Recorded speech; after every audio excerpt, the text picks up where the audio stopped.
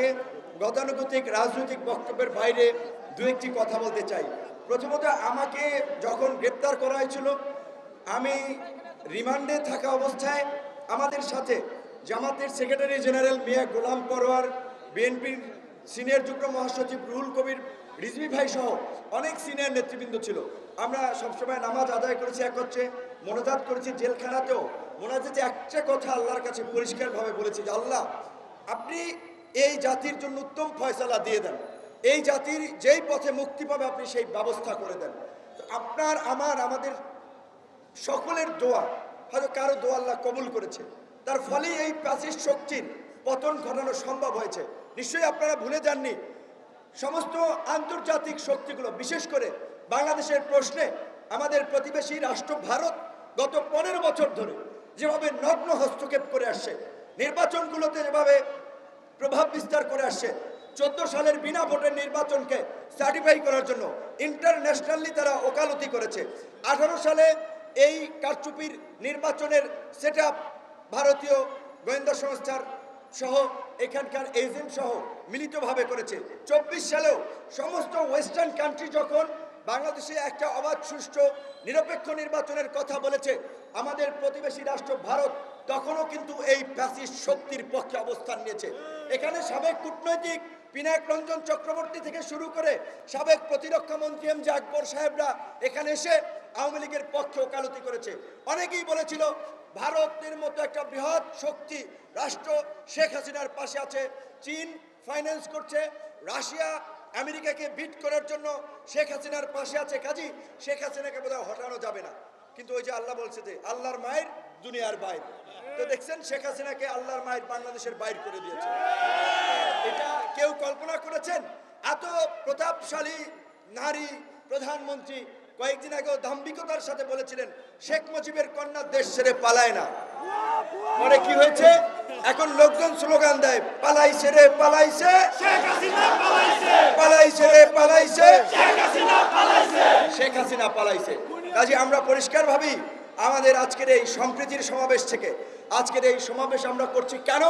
আমরা দেখছি যে আজকে যেই ছাত্র জনতা যে স্বপ্ন নিয়ে একটা সহনশীল, মানবিক, সমৃদ্ধ, গণতান্ত্রিক বাংলাদেশের স্বপ্ন নিয়ে তারা যে মুক্তির লড়াই সংগ্রাম করেছে, সেই মুক্তির লড়াই সংগ্রামে দুষ্কৃতিকারীরা একটা নৈরাজ্যকর পরিস্থিতি সারা বাংলাদেশে তৈরি করতেছে। আমার এই যে অফিস আলরাজি কমপ্লেক্স দখল করতেও লোকজন এখানে চলে আসছে, তাহলে বিপিনুরের অফিস এইটা এলাকার সবাই জানে আলরাজি কমপ্লেক্সে, সেইখানে যদি দখল করতে চলে আসতে পারে, পাড়া মহল্লায় গ্রামগঞ্জের কি অবস্থা একবার চিন্তা করেন।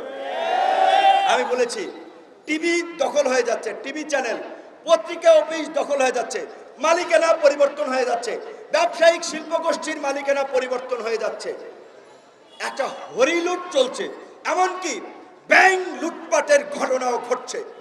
আমি সেদিন ডিবিসি পত্রিকায় দেখেছি কয়েকটি ব্যাংকের ভল্ট থেকে টাকা নিয়ে যাচ্ছে বাংলাদেশ ব্যাংকে। একটা নৈরাজ্য চলছে। কেন? আমরা এই বিপ্লব করেছি এই নৈরাজ্য দেখার জন্য। এই নৈরাজ্য দেখার জন্য আমরা এই বিপ্লব করি নাই। কিছু ব্যক্তিরা এতদিন চামচামি করেছে, এখন অফিসার হবেন, টিভি চ্যানেলের মালিক হবেন, টিভি পত্রিকা চালাবেন, পয়সাপাতি কামাবেন। একজন ব্যবসায়ীর তা এখন আপনারা মালিকানা পরিবর্তন করে নেবেন। এটিকে হরিলুটের বাংলাদেশ গড়ার জন্য আমরা এত ত্যাগ স্বীকার করেছি, এত রক্ত দিয়েছি? নো, সেটা হবে না, হবে না। আমরা ওই দুর্বৃত্তদেরকে হুঁশিয়ারি দিয়ে বলতে চাই, আমরা সামরিক বাহিনীকে, আমরা অন্তর্বর্তীকালীন সরকারকে বলতে চাই, অতি দ্রুত আপনারা সকল রাজনৈতিক দলের সাথে বসে কিভাবে এই দুর্বৃত্তদের বিরুদ্ধে ব্যবস্থা নেবেন, পরাজিত করবেন, আপনারা সেই রূপরেখা তৈরি করুন।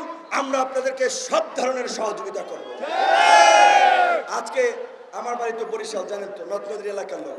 লঞ্চঘাট দখল হয়ে যাচ্ছে, এইবার খাবে এক গ্রুপ, খেয়াঘাট ওইবার খাবে আরেক গ্রুপ। অলরেডি ভাগ বাটোয়ারা, লুটপাট একটা শুরু হয়ে গেছে। যেতে না যেতেই কোন সরকার, রাজনৈতিক সরকার কি ক্ষমতা এসেছে? আগে রাজনৈতিক দলের উৎপাত এইভাবে বেড়ে গিয়েছে, নিরীহ মানুষের উপরে হামলা হচ্ছে, বাড়িঘর দখল হচ্ছে। এই পরিস্থিতি চলতে দেওয়া যায় না।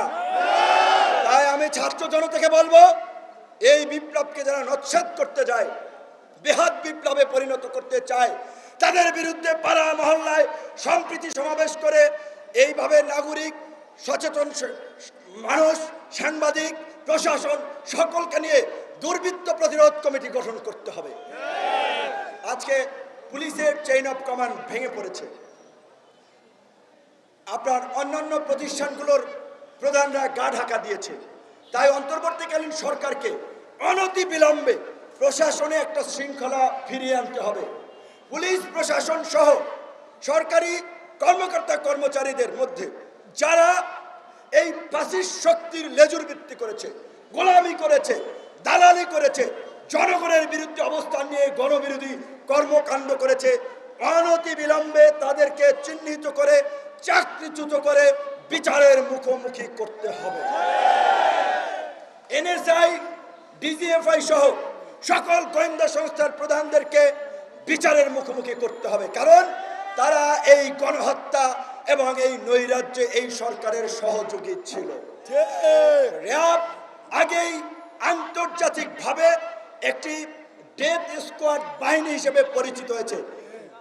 র‍্যাব যখন বিএনপি আমলে গঠিত হয়েছিল তখন আওয়ামী লীগ বলেছিল র‍্যাব তারা ক্ষমতায় গেলে বিলুপ্ত করবে, কিন্তু আওয়ামী লীগ গত এই 15 বছরে র‍্যাবকে একটি খুনি গুম বাহিনীতে পরিণত করেছে, যেই কারণে মার্কিন যুক্তরাষ্ট্র র‍্যাবকে নিষেধাজ্ঞা দিয়েছে। কাজেই আওয়ামী লীগ বিএনপি করে নাই, অন্তর্বর্তীকালীন সরকারকে করতে হবে। র‍্যাবকে বিলুপ্ত করতে হবে। র‍্যাবের মতো এই রকমের যে কোনো গণবিরোধী বাহিনী, গুম বাহিনী, আয়নাঘর যেন তৈরি না হয় সেই পদক্ষেপ নিতে হবে। এবং আমি আশাবাদী স্বরাষ্ট্র আপনার মন্ত্রণালয়ের যিনি দায়িত্বে পেয়েছেন উপদেষ্টা ব্রিগেডিয়ার জেনারেল শাহদ সাহেব, তিনি সেটা করতে পারবেন, কিন্তু তিনি একা পারবেন না যদি আমরা সহযোগিতা না করি।